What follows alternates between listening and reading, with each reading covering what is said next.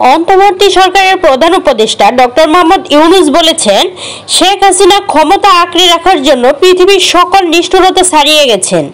জাতিসংঘের রিপোর্ট পড়ে সবার গায়ের লোম দাঁড়িয়ে গেছে। কি ভয়াবহতা!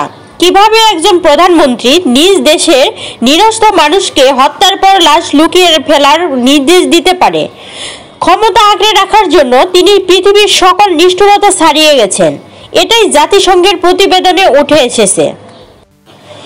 মঙ্গলবার সন্ধ্যায় জাতির উদ্দেশ্যে দেওয়া ভাষণে তিনি এসব কথা বলেছেন। প্রধান উপদেষ্টা আরও বলেছেন, জাতিসংঘের মহাসচিব আন্তোনিও গুতেরেস কয়েকদিন আগে বাংলাদেশ সফর করেছেন। তাকে সঙ্গে নিয়ে আমি কক্সবাজারের রোহিঙ্গা ক্যাম্পগুলোতে গিয়েছি। ক্যাম্পে অবস্থানরত 1 লাখ রোহিঙ্গা শিশু, কিশোর, নারী, পুরুষ সবার সঙ্গে একসাথে ইফতার করেছি।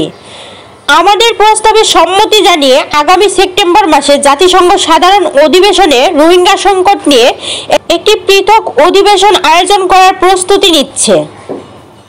তিনি বলেছেন, পতিত স্বৈরাচারের নিপীড়নের বর্ণনা উঠে এসেছে জাতিসংঘের মানবাধিকার বিষয়ক হাই কমিশনার কার্যালয়ের রিপোর্টে।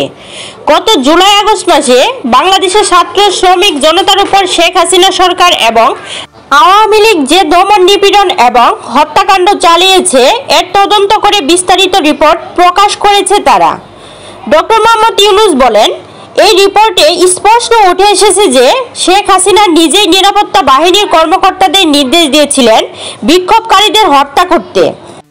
বিগত সরকার আওয়ামী লীগ এবং আওয়ামী লীগের সহযোগী গোষ্ঠী এবং সংগঠন একত্রিত হয়ে পরিকল্পিতভাবে গুরুতর মানবাধিকার লঙ্ঘনে জড়িত ছিল। মানবাধিকার বিষয়ক হাই কমিশনারের রিপোর্টে বলা হয়েছে, বিক্ষোভ চলাকালে প্রায় 1400 জন নিহত হয়েছেন, যার মধ্যে প্রায় 13% ছিল শিশু। বিক্ষোভের সম্মুখ সারিতে থাকার কারণে আমাদের জুলাই কন্যারা নিরাপত্তা বাহিনী এবং আওয়ামী লীগ সমর্থকদের দ্বারা আক্রান্ত হয়েছে, এমনকি যৌন নির্যাতনের শিকারও হয়েছে তারা। প্রিয় দর্শক, এতক্ষণ সাথে থাকার জন্য ধন্যবাদ।